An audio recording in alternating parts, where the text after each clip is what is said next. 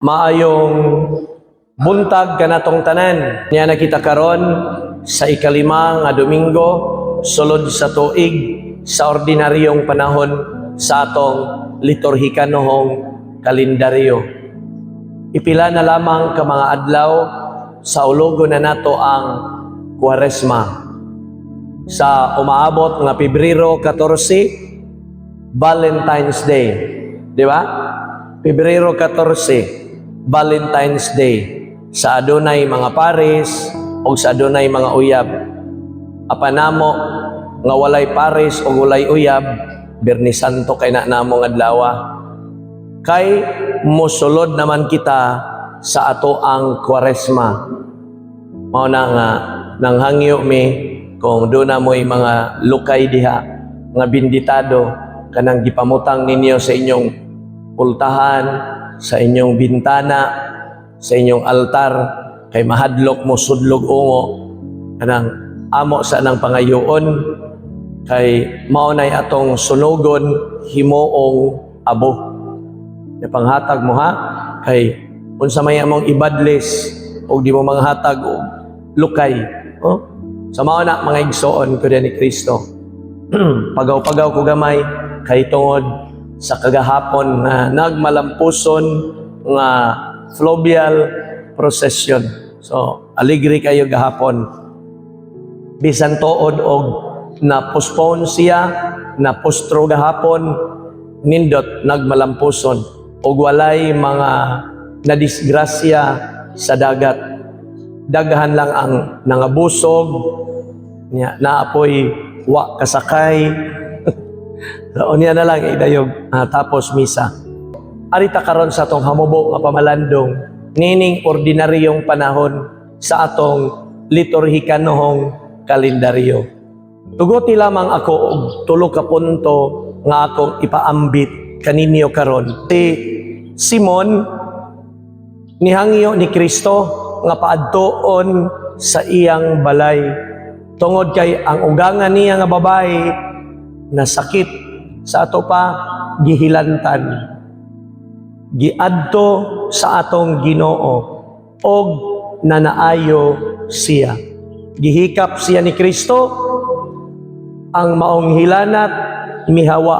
Nakabantay siguro mo sa panahon bitaw nga masakit mo, apil nako, pakaingon ka usahay, ayay, mamatay naman siguro ko. Ayay, padong naman siguro ni salungon. Ayay, daghang malipay ani, kay kadtong walay kaon sa ilang balay, ari naman pod magtapoks mua, aron ari mamahaw, maniudto, manihapon, apilan pagyud og snacks, niya ang amo traba, 50 pesos, mukaon og 200. Ayay, murag di ni mauda. Kinahanglan kong magpaayo. Miadto ka sa ospital. Pag adto nimo sa ospital, wa dayong kama butang adto sa ward didto sa ER, sa emergency room, nagpaabot sa imong turno. Daghan kayong mga masakiton ngadto, naay gi-TB, naay gihubak, naay gi-COVID, naay naghilak ngadto sa unahan, kay hapit nang mamatay. Nya gubot ang imong ulo. Mingon ka, murag madamang ko ani nila, oy, murag ganahan naman ang sagkong mamatay, ay gyud usa. Kay wa pa ka mahilugis pare. Dihay study ngadto sa Amerika, gitandi kadtong wala maampui og naampuan nga mga masakiton. Human sa usa ka buwan nga pagtuon, nakakonclude ang doktor, mas maayo gyud ay nga human tambalan sa doktor, idason dayon ang pag-ampo. Siguro ang anointing of the sick o ang pag-ampo gayod sa masakiton.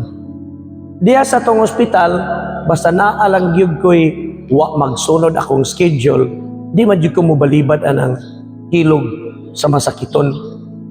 Kay apil good na sila sa akong listahan.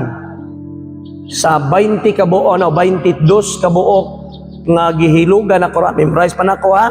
Usa pa gyud ang natigbak. 21 na lang sila kabuok. Gabi ako gimisahan si Felix Mata taga Gisok.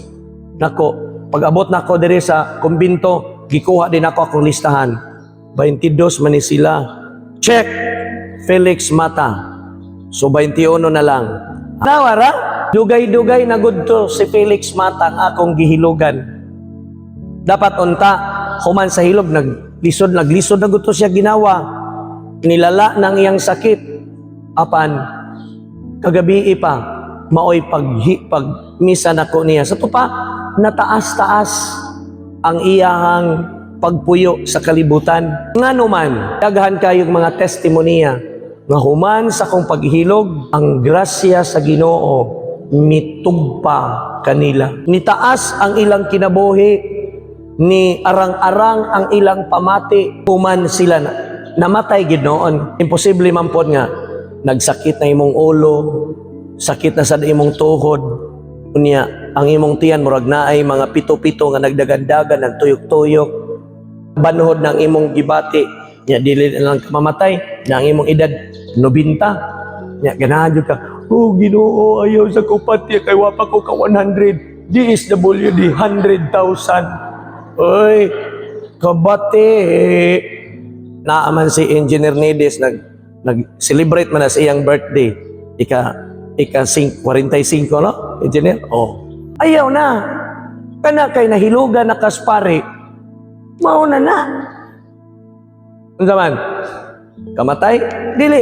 Maayo pa ka. Grace period. Ang punto nga sa maong pagtuon, gikinahanglan gyud ang pag-ampo. Dili lang kay moyon kasi imong galingon. Bantay lang, mamaayon ako. Ini akong sakit. Di nagyugo mo kaon o humba. Adto na lang yug ko sa bulad o ginamos. Di nagyug. Oy, sultian ta mo. Humba at bangan og bulad o ginamos. Parihara. Maurang pataya. Ayo ka? O sa may mong pilion? Okay, papilion ta mo ron. Kamo nga na nagduka ron dinhi. Papilion ta mo. Kung sa inyong gusto, mamatay mo nga nakakaon kag humba o mamatay ka nga nakakaog ginamos.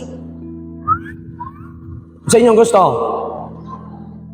nakakaog humba, sus mamatay ka nga ang imong sudan ginamos, inigsimot sa imbalmer nimo, nanimahog himbis ang imuhang baba. Makaingong gid ang imbalmer, diin man siya ay unsay sudan niya kanini ang tawag nato aning imburnal ani iyang sudan. Unsay gikinahanglan? What's my point? Is to pray. Spend time with the Lord. Tanawa si Kristo, way nun siya masakit, apan sa kabisi nila, mingon siya sa iyang mga kauban, mangadto kita sa hilit nga dapit, kay mupahuway ta sa makadiyot. Gani, wa sila kapahuway, kay daghang mga tao nga miduol kanila alang sa pagpatambal, pagpaayo, nga kapanahon nga kita hasmagon sa dautan, ang bugtong nato mahimo, mao ang pag-ayo niini inubanan og pag-ampo. Ikaduhang punto, atong makita karon og danungog sa atong santos nga ebanghelyo nga si Kristo ni adto sa lugar nga diin anaa gidala ang daghang mga masakiton og ang mga giyawaan.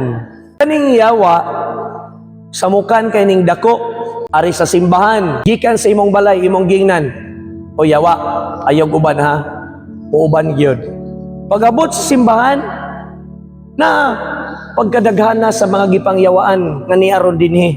Daghan, nagwali ang pare, unsay giingon sa yawa, tanawa ang imong cellphone, kay naay message. Awa na. Gitintal dayon ka sa yawa, di ba? Imo ding liliong gamay, maana na pag-dress kill na. Ay, sakpa na god, nga mao na gyud, nagbuki kina sa siyang cellphone. Ang yawa na, ay son. Ikaduha, nga nisod nimo dihang ron na nitapad. ang laing yawa nga nagsigig hulhog nimo, katog na lang mata inig pangulikta. Oh. Kana lain na sa nang yawa nga imong gipauban gikan sa inyong balay. Oh, sa pay laing yawa kanang naa na gyud sa imong utok ningon pagdali diha kay ang baboy wa pay lalog. Pagdali diha kay ang imong bana nagyaw-yaw na sa puton to inig buntag inig mata niya wa pay kape wa pay pamahaw. Pagdali diha kay ang imong uyab naa sa gawas nagpaabot. Oy, mga chicks nga niyaron dinhi, tudloan ta mo ha. Ikatikay sa na ninyong uyab, oy. Manimbaga ni ka, pauban na ng imong uyab. Pauban na. Aron din mo mag-date sod sa simbahan. Ug saksi ang pari sa inyong ganahan ba ako? Kanang manag-uyab, manimba sila. Oo niya, mingon ang pari. Og karon atong ipaambit ang atong pag-inig suunay. Tutukan gina nako be tanaw na to ug magtula bagini sila be. Asas di gyud mapugnan ay. Di gyud mapugnan. Wa gyud taod-taod tuwa na. Permero agtang nya nilingi-lingi ba gyud. Pagsunod lingi, wa ay lips gyud tula diretso. Grabe. Makaiibog. Ano man, nindot kayo ba? Nag-uban sila. Oh? So kami aning mga madre, kami ni Ma'am Ara, wa? Magtanaw lang gid mi ninyo. Wow! Chup-chup tulips. Una, aron ang yawa dili mo hasmag ninyo. Oy, dad diri. Kay inig consecration na manggawas, manggina. Kabantay baya ko? Kanang inig sugod sa consecration, sus naagi usa ka tawo mugawas gina siya o kana nagsulob na ni og habak o panagang nagsulob na nigawas naman anawa. So mao na yawa ako ning tanawon ron ini consecration. Pagbantay mo na gani inigdayog bayaw sa Ginoo sa hostia na mugawas aka nang imong tapad moingon din na mangihi sa kuha. Ngano magkaroon ng kamangihi samtang nagwali ko unya mubalik dayon ka nganong tayningon magyud nimo inig konsagrasyon yawa na kanang muhasmag sa atong kaugalingon ay hinungdan ron nga ikaw nagmintinar og tambal na anak kay dermobit na asag kay losartan na apog kay singanan nang sa sugar morphine, ay naapag kay biogesic, Jesus, Maria, Joseph. Ngano man na? Nganong niabot man na nga? Pag-abot na to sa kalibutan, naglosartan di ay ta.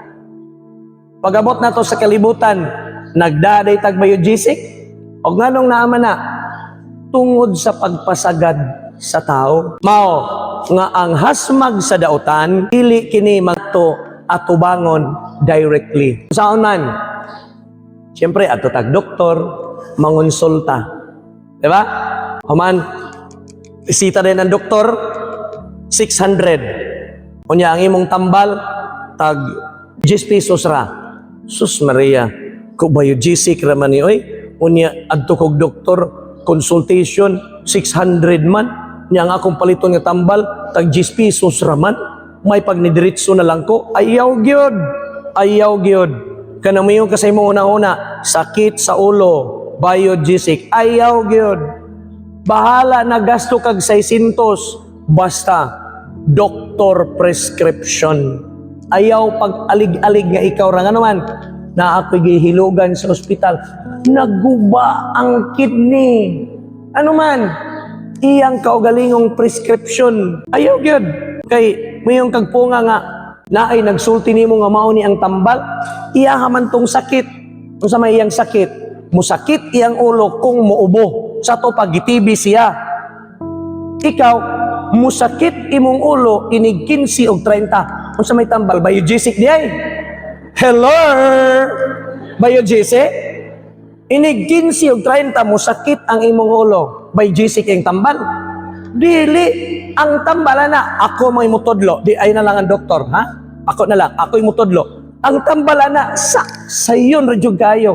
Inig 15 ug 30 tago. Nya mo sakit imong ulo. Wa mo sakit ang imong ulo. Kisa may ni sakit nga ulo, ang nanukot nga turko nga wayar. Oh, di ba? Ikatulo, si Kristo wala siya makigkukabildo sa dautan. Ang dautan mahadlok kaniya. Wa siya makig-istorya sa dautan. Kay mao kini ang pagtulunan. Di gyud ta makig-istorya og dautan. Di ta makig-istorya giyawa. Sa panahon nga ikaw makigkukabildo sa yawa, nadaog ka sa yawa. Dili unsa man si Kristo sa panahon nga naa ang mga yawa at tubangan niya. Ni una paganig sulti ang yawa. Niani ka ba aron paglaglag namo? Ayaw in taon. Pasudla lamian ng 2,000 ka buok baboy kay human naman ang pista senior. Pasudla mi. Away laing solusyon ang Ginoo. Hasod mo. Nakikukabildo ba siya? Wala. Usarag yun kapulong ang isulti ni Kristo. Gula ni anang maong tao. Ang iyang gilitok, ang solusyon, dili ang pagkukabildo yawa. Maupod na mga igsuon sa kahimtang sa tong kinabuhi. Dili ta moingon sa tong kaugalingon. Ngano man ni, dapag yung pamamalikas, sus pagkawagay ayo. Ha? Sayos buntag wa na, nagbitbit, nagpulong sa yawa. Pagpamalikas ayaw. Tanawa ang kahimtang sa kinabuhi.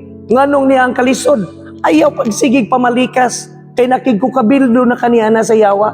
Unsa man imong himuon? Mulihok ka, kay ingon pa sa Ginoo. Lihok tao, kay tabangan ko ikaw. Panuktok og ikaw ablihan. Pangita og ikaw makakaplag. Lakaw aron ikaw makaabot. Og abliha ang imong kamot. Og adunay ihatag kanimo. Sige, ablihay inyong kamot. Ready? 1, 2, 3. Able! Way ihatag ninyo kay wa mo mga able. Mao kana ang pamaagi sa pagdaog nato nining kalibutana sa hasmag sa dautan. Ang dautan, laing-laing pamaagi ang iyang pagahimon sa sitwasyon o kahimtang sa tong kinabuhi, siya anaa musamok kanato. Sa higayon nga anaa kita sa kaharuhay, siya usab mo sakay kanato. Apan dili nato siya tagaag atensyon. Aron sa ingon, ang grasya sa Dios magpabilin kanato. Amen.